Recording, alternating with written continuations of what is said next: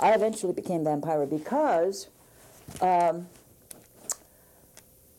vampira is a kind of entity, we can call her a woman, although she's androgynous, a kind of entity who survives in this carnal world.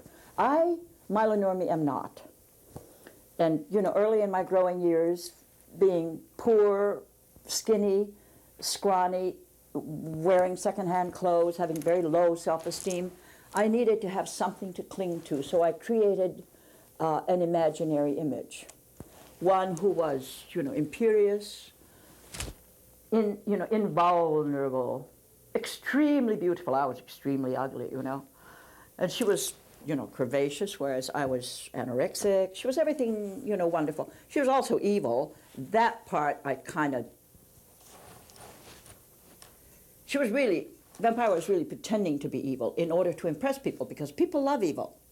She actually walks with Jesus. She's really an animal activist. She's a wonderful, wonderful creature. But she has to play at being evil in order to distance the bad guys and in order to have the respect of the devil, right? And that's what she is. So anyway, she started to form in me, you know, in my fantasy when I was a, you know, shy, friendless little child. And then I saw outward images of her in the world around me as I grew older. First I saw the Dragon Lady and Terry and the Pirates. And she was that. She was that. It's an anima, you know, that's existed since the beginning of time, actually, vampira. She's just another form of it. But the Dragon Lady was out there. And then along came the Evil Queen in Snow White, and I was about 14 when the Evil Queen arrived on the silver screen. And then there was Theta Bara from the Silence. She was this wonderful, strong vampire. And then I was sort of muddling around in show business, being a chorus girl, and I had been a monologist, too, for about 15 years, which was like early stand-up comedy. And so now, but nothing had really formulated for me until I saw Sunset Boulevard. And then that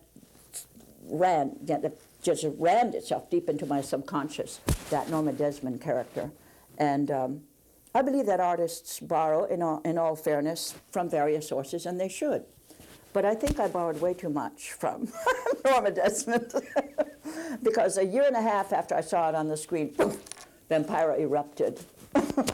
You know, so they had faces in my day, and you know, and she was a face vampira too. So she erupted with a great explosion, because we'd been on the air at KBC, a local Los Angeles station, Channel 7. We were on the air for 3 weeks when Life magazine appeared at our doorstep, and did a 5-page spread. And then I had fan clubs all over the world, which was just unheard of in those days, because communications were less then, generally, than they are now. And the studio wasn't spending any money on this little thing. They were paying me $75 a week. But they never had to publicize, because people just adored writing about her. The times were such. They were so conservative and so constrained, and people had, there was so much repression, and people needed to identify with something explosive, something outlandish and truthful, you know?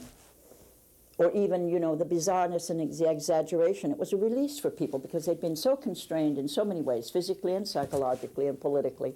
And so lots and lots of people from all walks of life, she was like a rosary bead for them. And they took her to their hearts. And she just exploded all by herself.